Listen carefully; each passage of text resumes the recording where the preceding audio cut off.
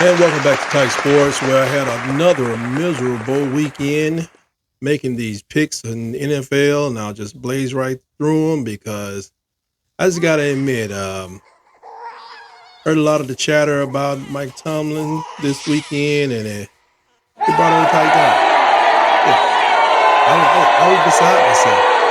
I wanted to hurt people. I wasn't going to hurt myself.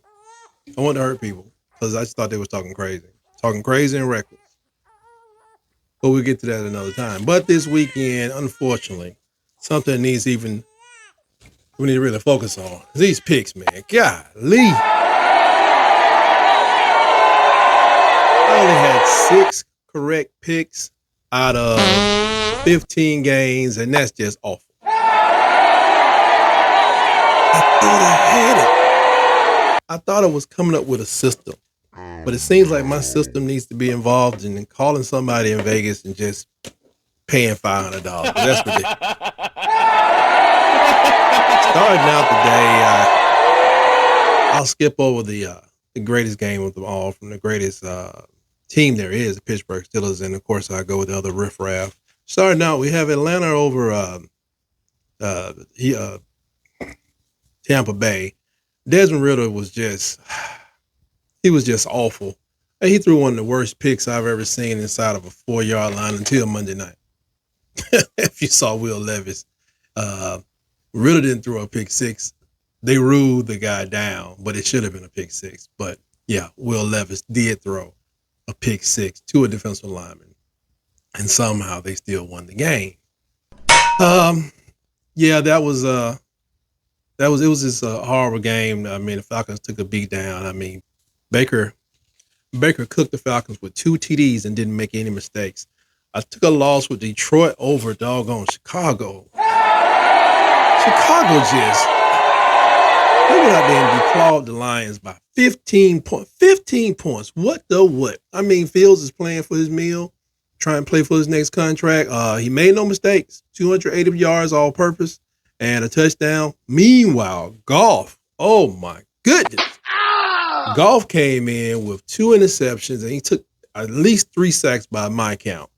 I did finally get to back in the winning column with Indy versus Cincinnati. I just want to thank you, Jay Brown, and thank you, Jay Brown, for thank you for what you did. What are you sitting up in them losses. I ain't know how was anyway. The battle of the backups, one of the battles of the backups for the day. Browning, he took down Minshew Gardner, or Gardner Minshew. Who was playing without Jonathan Taylor, and that just makes all the difference in the world. He had no help from his running game when Zach Moss or whatever his name is. Meanwhile, Mixon, he helped out his backup quarterback, Jake Browning, with 145 all-purpose yards and a touch. And again, I'll say it again, to the people that make the decisions in the Pittsburgh front office regarding personnel, along with Coach Mike Tomlin. Browning was impressive, going 75%, 275 yards, 2 touchdowns, and he did have an interception. And, he had another touchdown on the ground. That makes up for the interception, you ask me. Anytime, any day. I got a win with Cleveland, taking on the at home with the Jags. Sunshine played in this one too, and he wasn't really bothered by his ankle problems. But he let old man Flacco, man, old man Flacco came out there and did his thing. They let Flacco throw the ball 45 times. Like, is this a retirement party or something we don't know about? 45 yards, 311 yards, 3 touchdowns. He had an interception, but what is Flacco, like 42? Who cares? Had a great game. Saints baptized the Tree Cats. I mean, even with Derek Carr, man, I just show you what kind of predicament that Bryce is in right now. It's pretty bad. Making sure I don't have my auto-tune on. I don't need that. Yeah. Anyway, you don't want to hear me sing.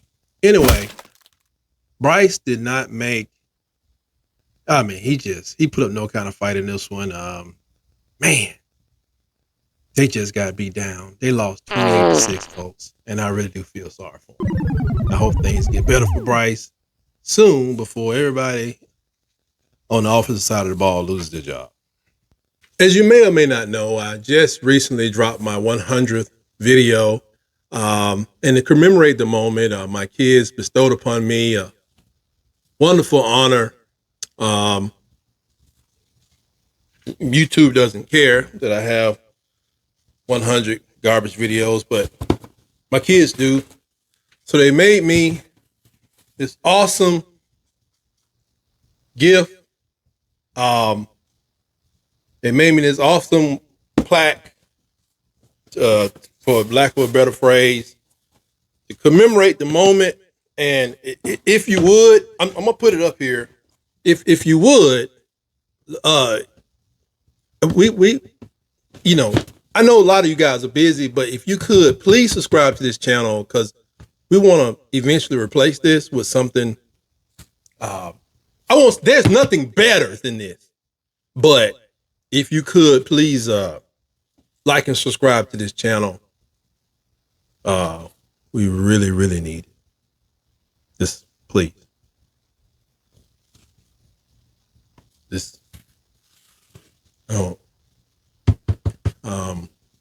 I gotta talk to that boy about that. Yeah, we did it.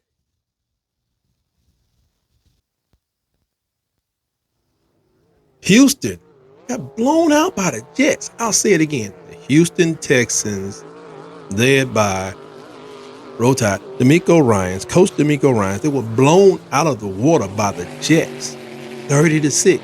And did Aaron Rodgers play? No. Zach Wilson said, you know what? I'm going to channel my inner Montana, and I'm going to make this thing happen.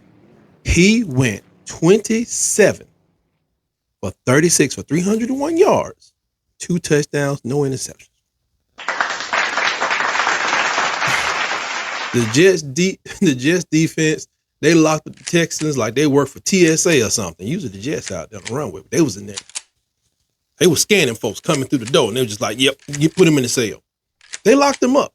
Stroud could do nothing. I mean, they only got 6 points. We know the defense was, sometimes with the Jets, they come out good and they run out of energy, or they come out flat. No. Everybody on that team was clicking on all cylinders. That's really going to be good for Coach Saleh going forward. Man. And Stroud, just to make a mention, him being a rookie, took several steps back just in one game. They must have pointed out every weakness this guy has picked up over the last couple of weeks and lured him right into him all in one game. So we'll be looking for the Texans to adjust to that.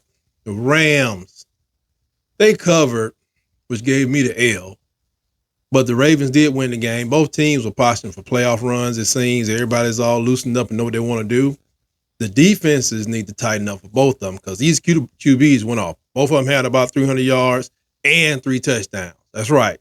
However you want it, whether it was Stafford or Lamar Jackson, they were slinging it and running it all over the place. The difference in the game, to me, is that Stafford had -1 yard rushing, while Lamar had 70 yards to go along with his, to get 318 or 298 yards, somewhere. I can say right around 300 yards. But that 69 yards difference on the ground, that's probably why they won by about 6 points. The Vikings covered for me in a really just, I can't even explain how this game was just, the Vikings won by 3 points over the Raiders, 3-0. 3-0. And that field goal came in the fourth quarter after Josh Dobbs got benched after playing 3 quarters. They say he was ineffective during the game, but he had about 43 yards passing. I don't know what he had rushing. It was a putrid performance by both offenses. Defenses were good to go. They were real hard on O'Connell. But Vikings defense had 3 sacks. The Raiders had 5 sacks. And they talking about Dobbs was ineffective. Trust me, if he took 4 or 5 of those sacks, he was hit probably another 11 times. So I don't know. You can't block for yourself. They shut Dodge down. This is the lowest scoring game in the NFL in 16 years. I had no idea, but now we know. So they brought somebody else in, and he took them down on a 69-yard drive for a game-winning field goal. Only scored the game, and they won somehow. That was amazing. Don't think they're gonna totally go away from Josh Dobbs, but yeah, Tomlin, get him on the phone. Yeah. Seattle lost by 12 instead of 14 to San Francisco, giving me another L. What is thing? Picking games against the line, against the spread, it is not easy. Line spread, whatever it is. Because it's a pretty painful loss because them dumb birds can't even lose right. Why don't you just add 2 more points to it? They was in the fight early, then it just kind of gave out of gas. I'm like, man, why don't you go and lose and go and give it that 14 points so your boy can catch the W?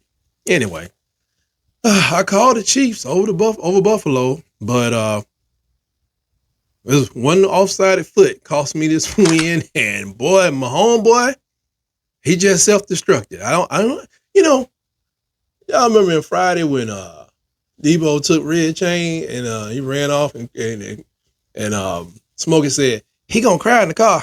I was thinking about, wonder if Mahomes gonna call Eric Bieniemy when he gets in the car. Like, hey Eric, what's going on, man? Did y'all win today?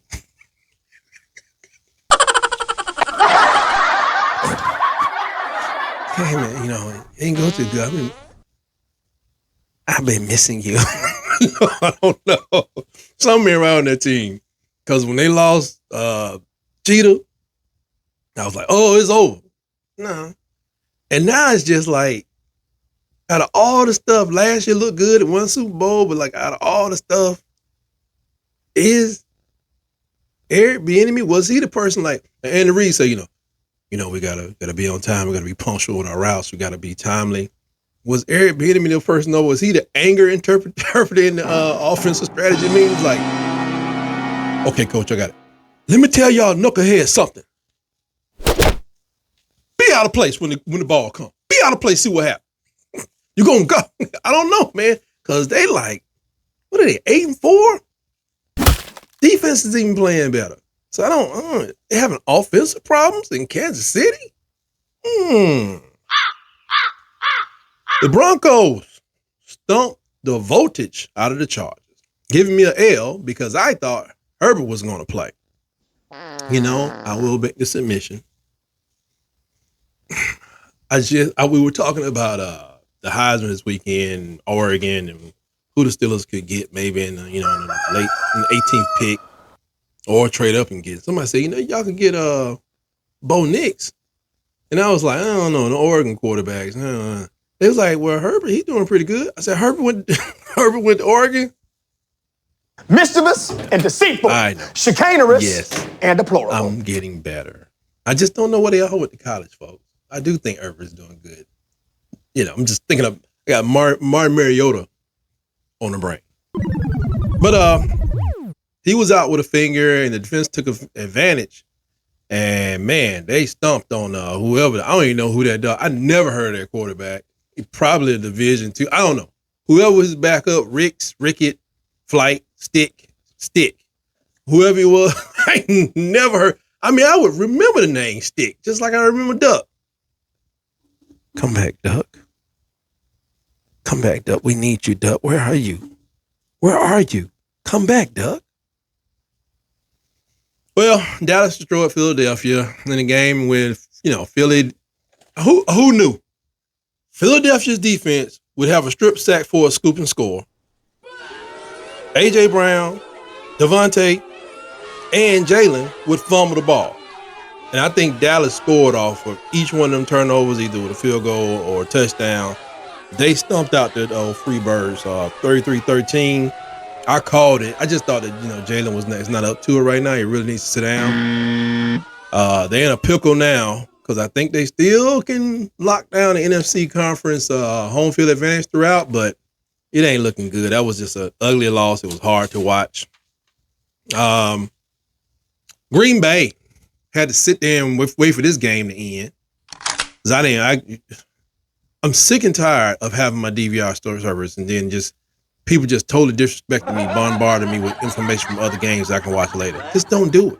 Can I get a channel? You got a channel, you got the multi-channel, you got the split screens, you can watch it with Eli and Peyton. Eli up there, got his mouth open and all kind of moisture is coming off the top and bottom of his lip. No, thank you. How about this, ESPN, ABC, CBS, and all the rest of you, Foxes, whatever? How about you broadcast the game? You don't give me no roll around. You don't give me no break-in scoring. You don't even put a scoreboard at the top right screen. Hey, man, this ain't 1984. Got DVRs. Some people got the packages. We recording these games.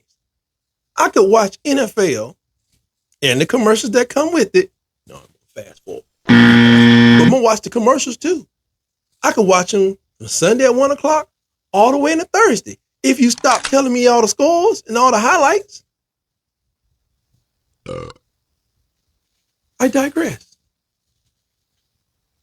Green Bay surprisingly lost to the Giants. It was good to see Coach Debo look like a genius for putting DeVito in the game. Like, after 4 quarterbacks, I guess you finally get it right. He did everything in front of his family. The Jersey boy, he has his family up in the stands. Hey,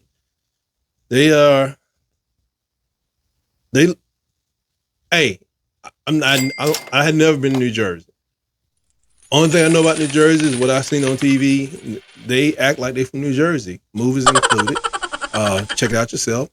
But the boy got 158 by air, but it was a 71 by ground and a touchdown. He made no mistakes. Love was okay. He had one interception, but he's not ready to throw 39 times, dude. LaFleur. The strategy was kaput. 39 times they had the man throwing the ball. Well, hope you learned something. Run the ball, bunkhead. Probably could have did like 30, maybe. He ain't ready for that. I know you want to roll it out. You want to win a Super Bowl with this young guy, first year start. No. You get to NFC Conference Championship, you're doing excellent at this point. Are you ready for Dallas? No. Are you ready for Philadelphia? But y'all right there, but not 39 times, bro. That ain't it. The Titans. I took a loss in that game with Green Bay, and I took a loss with this one with the Titans. The Cheetah tweaked his knee early from a, horse collar tackle that was not called. It was unpenalized. But the game it changed a lot, but I almost think it changed too much. Maybe they didn't want to sacrifice Waddle or mess around and get him beat up, but they started running the ball a lot, and I just thought they would have put Mostert and A-Chain maybe in some patterns, along with their third receiver. I can't think of his name right now. It's like they slowed up throwing the ball, and the Titans they gained more confidence. The defense played with more and more confidence is what I saw during the game. And they had to run the ball, but that's where the Titans get their confidence. They start dropping people behind the line of scrimmage. They get so used to it. Next thing you know, they was sacking Tua. Tua was going out there trying to run down the field, they go to the goal line. Dude, that's not you. One time he got hit, I thought it was over. I said, there go the season, it was over. And then they took the lead, and I'm going to just go back to this again. Now he's talking about the Minnesota Prince Rogers Nelsons up there with all these theatrics. I'm down for a funky chicken. I'm down for spiking the ball, giving it to a boy. Hey, let's even sign an autograph on the ball. Keep the Sharpie down in here. Do it. Yeah, I'm down with that. But all this choreographed celebration with a whole unit, all the defense, all the special teams. Miami has so many celebrations. All the DBs go down there, all these and I'm thinking like, I know it still works. When they go to work to practice football games, plays, execution, strategy, changing the plays for the week, studying film, for them to get all these organized, they had one dude down on all fours after an interception or something. Then the dude did a headstand and people were holding him up and he had like he doing a handstand push-up on dude's back. I'm like, man, That seemed like that's about 15 minutes y'all could have used to figure out how to keep Will Levis from, I don't know, throwing for 300 yards or know that he likes to throw the ball, little touch pass out to the, the stuff y'all supposed to be doing. Y'all practicing all these doggone dance teams. Anyway, lost a foolish game by 1 point. Because they just can't, bam, bam. Every time, it's like the Dolphins went up by 13 and then all of a sudden, it's like the defense had shut it down. So I thought about every dance routine that team did. I said, there's about an hour to 3 hours of time y'all probably should have been working on winning the game. Because those routines look kind of fresh.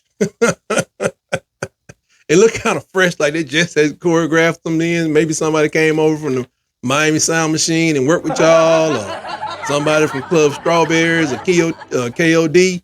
I don't know where y'all get this stuff from. I don't know where you get that time. I know people like playing football, but most people just don't like being at work more than they have to. Are y'all doing this at y'all house? Because y'all could throw some film in the doggone TV too, because that was an embarrassing loss. I had you win the Super Bowl. Nope, not anymore. Especially if you hit the injuries first, but the celebration second. Y'all need to calm down. And now,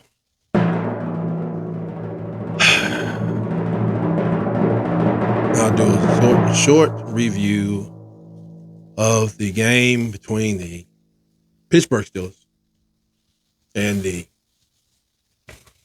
New England Bill Belichick's. Pittsburgh lost the game 21-18.